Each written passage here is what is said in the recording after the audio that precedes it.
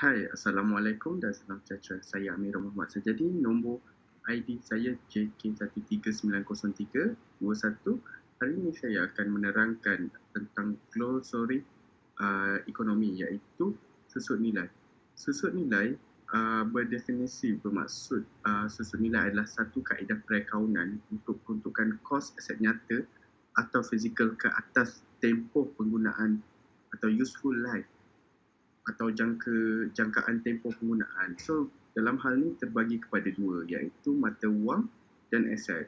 So, yang mata wang ni adalah kejatuhan nilai pertukaran mata wang negara berbanding dengan mata wang lain dalam sistem kadar terapung dan ditentukan berdasarkan import dan ekspor perdagangan untuk negara. Senang cerita, nilai mata wang akan jatuh apabila bekalan mata wang dalam pasaran itu meningkat. Bila banyak demand, orang kata penggunaannya jumlahnya terlalu banyak, so tetapi permintaannya kurang, so menyebabkan nilai untuk mata wang itu akan susut. So seterusnya kita beralih kepada susut nilai aset. Susut nilai aset biasanya melibatkan syarikat. Syarikat akan menggunakan susut nilai ini untuk merekodkan nilai aset dan perbelanjaan dengan betul kerana aset tersebut telah digunakan. Susut nilai ini mewakili berapa banyak nilai aset yang telah digunakan untuk dalam tempoh tertentu. Seterusnya kita akan berbincang mengenai petikan akhbar yang saya ambil daripada Berita Harian pada tarikh 3 Disember 2021 pada tahun lepas. Link ada di bawah ini. So, kalau berdasarkan orang kata apa, petikan artikel ini, saya dapat yang menyatakan nilai ringgit terus menyusut berbanding dolar Amerika Syarikat ketika dibuka untuk urusan niaga dengan mata wang AS terus mengukuh. Pada tarikh artikel ini dikeluarkan, mata wang tempatan susut kepada 4.2340 atau 2370 berbanding dolar Amerika, iaitu 4.27315/2345 pada penutupan urus niaga hari Khamis pada 2 hari bulan Disember lepas. Untuk yang terbaru, ini adalah nilai mata wang kita. Kalau kita dapat lihat dalam masa tempoh 1 bulan, keadaan mata wang kita kelihatan turun dan naik. Dan sekarang untuk RM1 Malaysia bersamaan 0.24 sen United Dollar US Dollar. So, kita akan bercakap mengenai punca susut nilai yang berdasarkan petikan akhbar itu. So, berdasarkan kebiasaannya, punca susut nilai ini berdasarkan spekulasi luar pesisir, penurunan harga komoditi seperti minyak mentah secara mendadak dan pengukuhan mata wang Amerika Syarikat. Ini yang kita akan bincangkan berdasarkan artikel tadi. Impak itu kebiasaannya, tapi untuk artikel itu adalah kerana impak ancaman varian Omicron yang mendorong kepada penghindaran risiko daripada pelabur-pelabur itu sendiri, dan kenyataan berterusan Rizab Persekutuan yang cenderung untuk menaikkan kadar faedah. Dan kata pakar, iaitu dalam petikan itu sendiri, Ketua Ekonomi Bank Islam Malaysia Berhad Muhammad Afzan Nizam Abdul Rashid berkata tuntutan pengangguran awal meningkat kepada 222,000 minggu lepas daripada 199,000 pada minggu sebelumnya, tetapi lebih baik daripada anggaran konsensus 240,000. Ini menandakan pasaran buruh kekal sihat di AS dan oleh itu memberi justifikasi yang betul untuk menghapuskan akomodasi dasar monetari lebih awal, dan ini pasti akan menyokong lagi dolar AS, kata beliau. Ini kalau kita dapat rungkai apa yang kata pakar ni ucapkan adalah peratus peluang pekerjaan masyarakat juga menjadi titik menjadi aras untuk menilai kukuhnya mata wang itu sendiri. So, kita melihat kepada kesan susut nilai pula.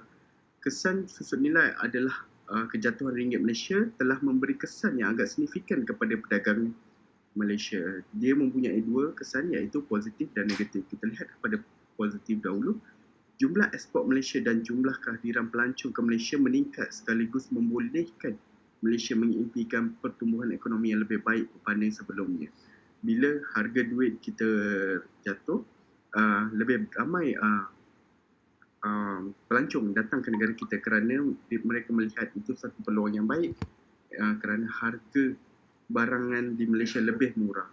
Dan kita lihat kepada kesan negatifnya adalah apabila kejatuhan ringgit boleh dikatakan bencana kerana disebabkan hal ini, kadar inflasi dan jumlah hutang luar negeri Malaysia meningkat sekaligus menimbulkan kebimbangan mengenai kemampanan syarikat ternama di Malaysia dalam mendepani hutang luar negara yang meningkat sekali mata.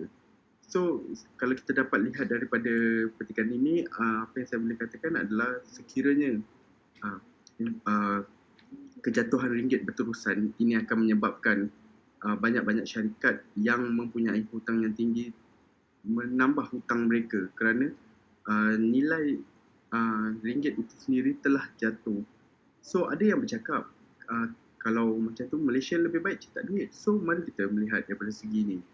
Kita faham COVID-19 ini amat mencengkam dunia, tidak terlepas negara kita juga antara negara yang terima impak ekonomi itu.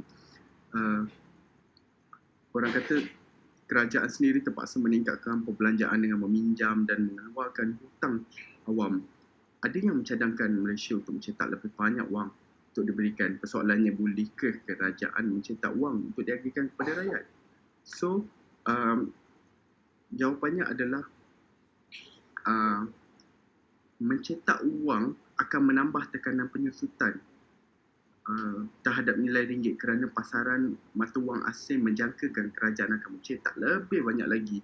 Ini menyebabkan permintaan melebihi pembekalan sekaligus nilai barangan naik mendadak. Seterusnya, hyperinflation berlaku. Bila hyperinflation berlaku, kita boleh jadi macam negara Zimbabwe dan duit penjajahan Jepun dahulu, iaitu duit pisang. Kalau kita boleh bercerita sedikit mengenai apa yang berlaku di Zimbabwe pada tahun 2005 ketika hyperinflasi berlaku, mereka yang ingin membeli telur sahaja 5 biji harus membawa 100 juta ringgit, 100 juta Zimbabwe dolar. So, mereka perlu membawa berkantong-kantong wang untuk membeli telur. So, senang cerita, ada yang juga membakar wang mereka kerana bagi mereka itu tiada nilai lagi.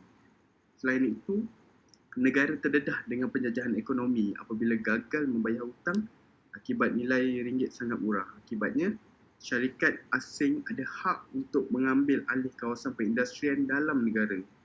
Selain itu, peningkatan kadar pengangguran dan kemiskinan. Yang kaya terus kaya, yang miskin menjadi papa kedana. Jurang kemiskinan melebar dengan dahsyat. Dan selain itu, banyak juga bank akan musrif dan simpanan rakyat juga lesap. So, apa yang saya boleh katakan adalah lebih baik sekarang ni kita berharap Malaysia akan mendapat satu situasi yang lebih baik dari segi ekonomi. Kalau kita faham memang ekonomi sekarang pun tidak berapa baik.